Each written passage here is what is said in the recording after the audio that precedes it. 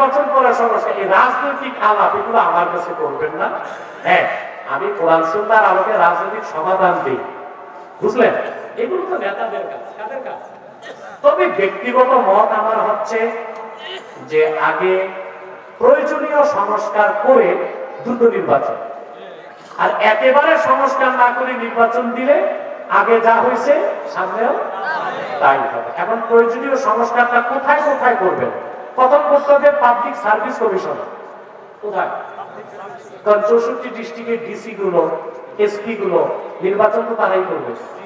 কথা বলেন, নির্বাচন কমিশনার কি প্রত্যেক জেলায় দৌড়াবে? এক জায়গায় থাকবে। নির্বাচন প্রত্যেক জেলায় পরিচালনা করবে কে? ডিসি। এখানে সংস্কার করতে হবে, ঠিক না? তারপর নির্বাচনের সুষ্ঠু নির্বাচনের জন্য কিছু সংস্কার আনতে হবে। কি ধরনের লোক নির্বাচনে দাঁড়াতে পারবে, কি ধরনের অযোগ্য লোক দাঁড়াতে পারবে না, এগুলো ঠিক করতে হবে।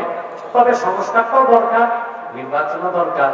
খুব দেরি হোক তাও চাই না, খুব দ্রুত হোক তাও চাই না। প্রয়োজনীয় সংস্কারের পর দ্রুত নির্বাচন দিয়ে আমি পক্ষে, এতে দেশ নিরাপদ হয় দ্রুত। আর এর আগ পর্যন্ত দেশ হচ্ছে অনির্দিষ্ট গন্তব্যে চলতেছে।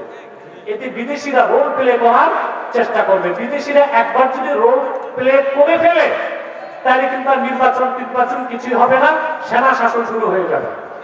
এটাকে আজ থেকে বলে আসতেছি, আজও বলছি, সামনেও বলবো। আর এগুলো আপনাদের দেশে যে বড় বড় রাজনৈতিক পণ্ডিত আছে টক শোতে বসে নসিহত খয়রাত করে, এদের কাছে প্রশ্ন করবে।